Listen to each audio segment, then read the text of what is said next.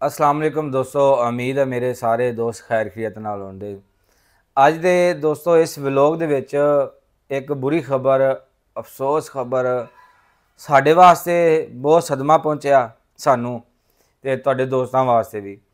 क्यों जिहड़ा साडा अलफतेह बीज पेज सी वो किसी ने हैक कर लिया साडा। जिहड़ी तुसी दोस्तां ने सानू उस पेज ते मुहब्बत सानू दित्ती, सानू इज्जत बख्शी, वो सानू जिहड़ी रास नहीं आई। किसी ने साडा वो पेज हैक कर लिया। कुछ साडियां गलतियां सी वो रिकवर नहीं हो सकिया ते दोस्त परेशान सी। मेरे दोस्तां दी मैनू कॉलां आईयां कि भाई जान तुहाडी क्यों नहीं वीडियो आ रही, की मसला बनया, पेज क्यों नहीं तुसी चला रहे जे। तो मैं दोस्तों दसना चाह रहा, वीडियो बना के शेयर करना चाह रहा कि मेरा वो पेज किसी ने हैक कर लिया तो असी नवा पेज क्रिएट कर लिया सेम अलफतेह बीज के नाँ तो उही डीपियां होवनियां, हर चीज़ उही है सेम, तो नंबर सिर्फ चेंज है, बाकी सारा पेज उही चलेगा साडा इंशाअल्लाह। तो मैं अपने दोस्तों को दसना चाहना कि इस साडे पेज नूं तुसीं अलफतेह बीज नूं फॉलो कर लेना है। कि दूसरे दोस्त मैनू मैसेज करते पे सी बाकी कंट्रियां दे विच जिहड़े मेरे फॉलोअर सी, जिन्हां मैनू सपोर्ट किया, जिन्हां इन्नी इज्जत बख्शी, उन्हां दे मैनू मैसेज आए कि क्यों नहीं, की मसला तुहाडे नाल पेश आया है। असी इनू रिकवर करने की बड़ी कोशिश की है। कोई साड़ियाँ गलतियां सी, एडमन वगैरह असी नहीं उहदे च बनाए सी, ते खाली अलफतेह बीज एडमन सी उहदे च।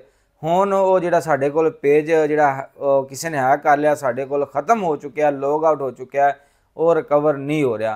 तो कोशिश बड़ी की असी, ते मेरी दोस्तों की रिक्वेस्ट है, आ साडा न्यू पेज है, स्क्रीन पिछे तुहानूं नज़र आ रहा है। अलहमदुलिल्लाह 66,000 फॉलोवर तुसी जिहड़ी साडे पहुँचे, ये तुहाडे दोस्तां दी मुहब्बत सी। वीडियो ने बहुत वाच टाइम जिहड़ा ना कीता, 1-2 मिलियन, 10 मिलियन, 4 मिलियन इस तरह दियां वीडियो वायरल हुई। पता नहीं, समझ नहीं आई खुद नूं कि इन्नी परेशानी बनी है कि वो किसी ने हैक किया। इन्नी सी मेहनत की, 2 साल मैं उस पेज ते मेहनत की, तो वो साडा किसी ने हैक कर लिया। उस दुख बहुत ज़्यादा मैनू होया, दिली अफसोस होया, मगर अल्लाह पाक इहदा अजर देगा। कोई नहीं, जिहड़ा साडा हैक हो गया, पर तुसी इस अलफतेह बीज पेज नूं तुसी फॉलो कर लेना है। फस्ट साडी ये वीडियो जिहड़ी असीं बना के अपने दोस्तां नाल शेयर की है कि साडा वो जिहड़ा पुराना हैक हो गया, नवां असीं बना लिया, तुसी इहदे ते फॉलो कर लो। उवें जिवें तुसी उहदे ते मैनू मुहब्बत दित्ती है, इज्जत बख्शी है, इस तरह हुण भी तुसी इस पेज नूं मेरे नाल मैनू सपोर्ट करना है, इज्जत मुहब्बत देनी है जिवें उदों दित्ती है।